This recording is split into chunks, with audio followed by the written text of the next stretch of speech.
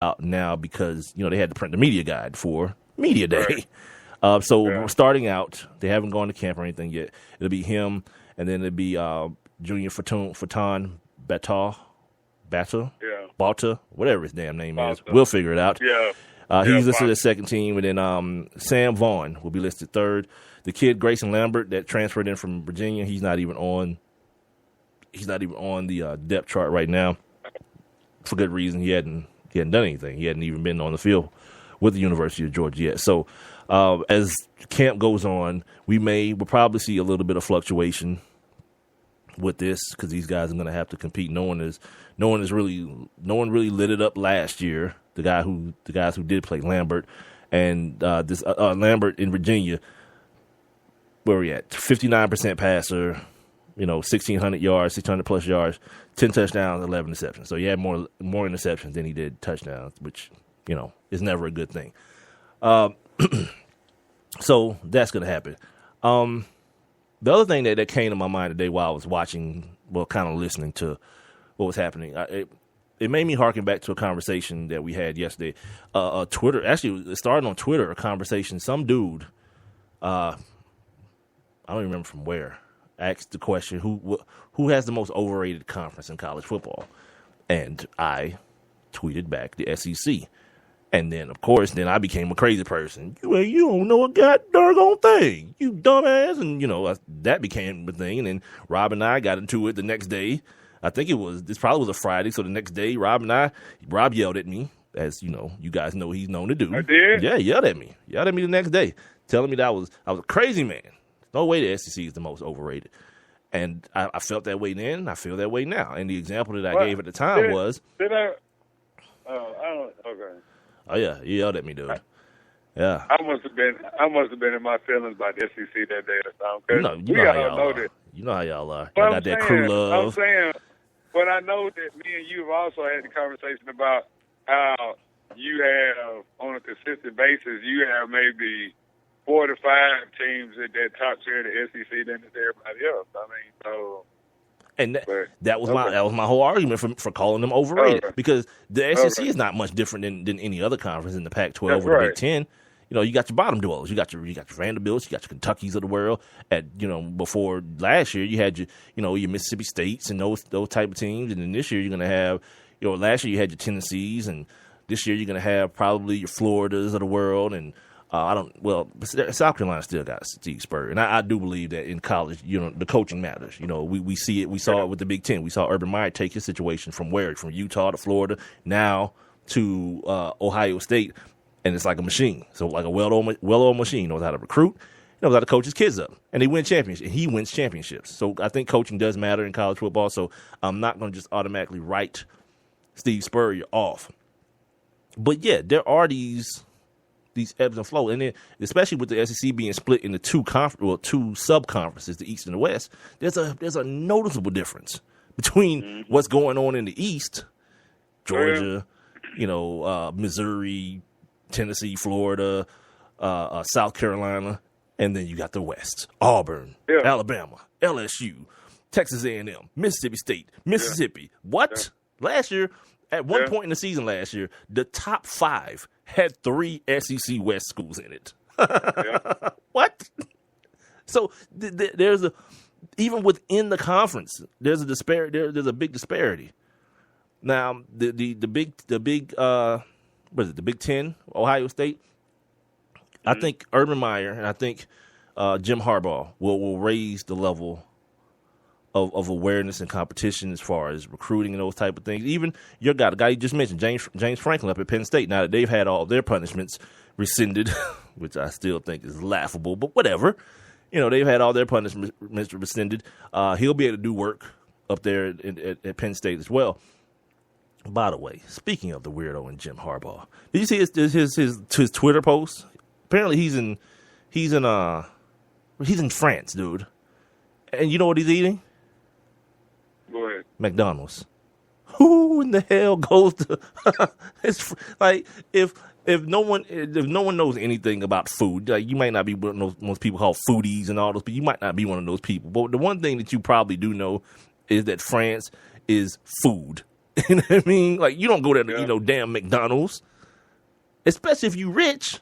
It's Jim Harbaugh. Well, maybe I'm saying maybe every meal wasn't McDonald's. No, maybe he just. But he's tweeting about it so proudly, dude. That's the thing. Like, if you go get some McDonald's, yeah, take your ass to McDonald's and keep it moving. Yeah, who's tweeting about their meal at McDonald's in France? Who's tweeting about their meal at McDonald's in Decatur? Dude, do you know how much more expensive that stuff is over there? Dude. Like, if you convert the money over here, like, it is so high. It's France, though. I'm not trying to eat no damn McDonald's, and I'm rich. You know what I mean? That's the last thing I'm thinking about doing. And he's just, he's such a weirdo. But anyway, so these guys, and then you still got, the Wisconsins of the world. You got Michigan State, those teams. But then you still have the Indianas and the Marylands, who Maryland should be better than they are. Yeah, Maryland shouldn't even be there. But they should be better. You know what I mean? So these conferences are going to get, the Pac-12 is going to get more with now Ed Bergeron, who's heading up USC now. Their sanctions have been lifted or have ended. They didn't get lifted. They ended. Obviously, Oregon's still in the mix. Teams like UCLA, Arizona State plays well normally in the year. But the problem is, I think what happens is because we're in the South, we respond more to the things we see more often. So in the things we hear. And because ESPN, they have a vested interest in pumping up the SEC because obviously the SEC network is part of the ESPN family. So it's important to them to make the SEC feel like or seem like to people that it's some big gargantuan, what like last year. There was like, you got the NFC, the AFC, and the SEC. Wrong.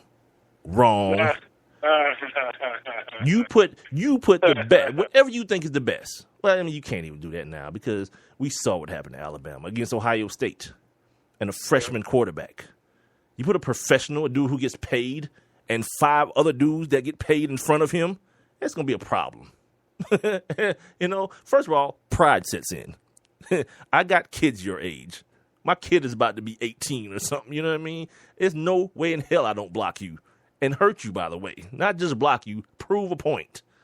Yeah, that whole nonsense, but that's the thing once again, that's that foolery that ESPN will pump out there and people will say, yeah, especially folks down here who love their SEC football.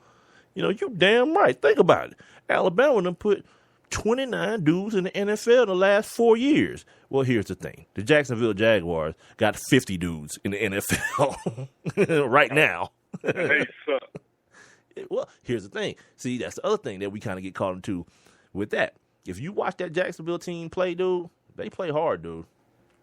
They play hard. Like last year, remember, I don't know how many people saw this game. I don't know probably why I saw it, but whatever.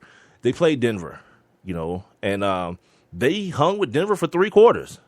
And they ended up losing by like 3 touchdowns. But it was like those points in the game where you turn the ball over, or you don't execute a play. You got to drop pass on a 3rd and 3 where you could have converted and maybe gotten yourself in the field goal range. These little things that happen during games that cause my overall point is this. The margin of error between, let's say, Seattle and Jacksonville in the NFL is so slim. It comes down to the teams that can make the plays on a consistent basis because it's not talent.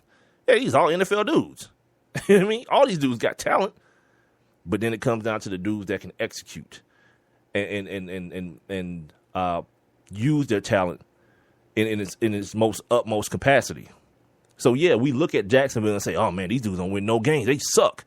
But you watch them play, and it's like, damn, how the hell do these dudes suck? And you realize it's because 4, 5 plays in the game that either get perfect example. The Atlanta Falcons last year. The Atlanta Falcons, like what were they last year, dude? 6 and what? 6 and 10? Yeah. The Falcons ain't no 6 and 10 team, right? But what happened? Guys got hurt. There was some there were some mismatches where it counts, offensive line wise. Personnel issues too. The dudes was getting hurt in the preseason. Who got hurt in the preseason? The tackle, because I remember during that like 2nd or 3rd preseason game, Matthews. Yeah, he had to be moved. Matthews moved over. Right, because somebody got hurt, and that started the snowball effect. But yeah, the Falcons ain't no 6-10 team. You look at a team like the Jets and say, oh yeah, that's a 6-10 team. But then you realize it's just plays not being made. You know, the deficiencies at certain positions, like Geno Smith. He's just not right now. He's not an NFL starting quarterback. Or to this point, we haven't seen him be an NFL starting quarterback. But now they got Brandon Marshall. They got Eric Decker. They got the kid from Devin Smith, the kid from Ohio State that we were just talking about the other day. I don't know who's in their backfield. I don't even remember. Because I know Sean Green's been gone for a couple of years. Is Chris Johnson still up there? No, hell no. He's looking for a job. Remember? Then he got shot with his homie. Oh, yeah. Not that one thing has to do with the other, but yeah, Chris Johnson ain't got no damn job right now. now. No, but I'm saying, but you meant, right. So yeah, but back to the whole SEC thing. I think what happens, like here in our region of the country, is what we see and what we hear so much, and in the fact, and then those 7 straight national championships didn't hurt. Hold on, really quick. Hold on. Stephen Ridley, Darryl Richardson, Bilal Powell, and Chris Ivory. Oh yeah, I had done that. Bilal. Doesn't that make it moist? Like when you kiss on the bottom of your feet. Hearing those names, oh yeah. Yeah, it's gonna be a struggle. They're gonna play some defense up there. That's gonna happen. But as far as them scoring points, man, it's gonna be a struggle. You know what I mean? Because you got a bunch of talent on the outside, and God, if you don't have anybody to get it to them, it's gonna be a problem. It's gonna be a problem. So yeah, the SEC situation. You know, I think that the 7 straight national championships, it didn't do anything to kind of thwart that ideology that this is the best conference ever. Yeah, and then you get that whole situation where it's like, yeah, SEC defense the best. Hold on, calm down.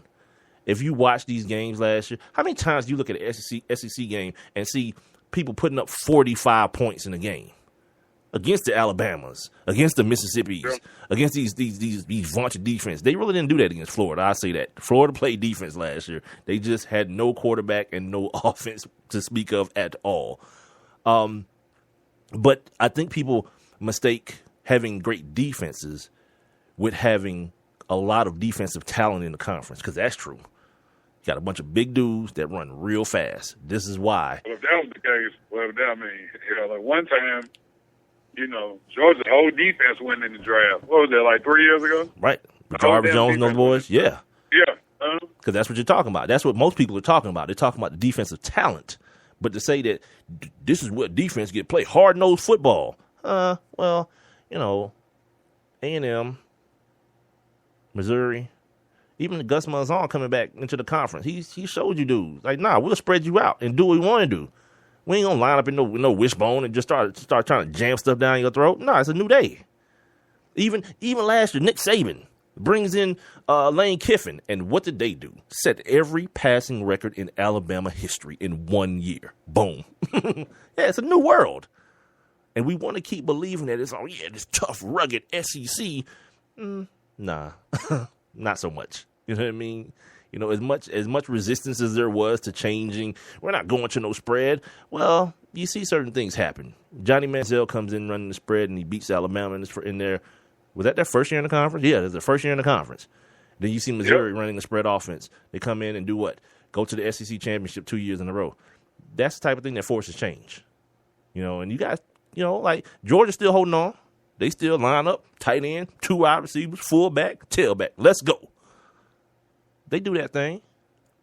Les Miles does it. 2 wide receivers, tight end, fullback, tailback. There's still remnants of that day here in the SEC, but it's not predominant. It's not this uniform thing across the board that everybody's just gonna line up and say, all right, like those old heavyweight fights where no one blocked the punch. It's like we're just gonna keep punching each other in the face till someone falls. Yeah, that's not happening anymore. You know what I mean? It's not like a rocket fight. Right. Like bang, bang, bang, bang. All right, he's done. He's out. Yeah. No, that's not happening anymore. Dudes are getting a lot more creative on offense.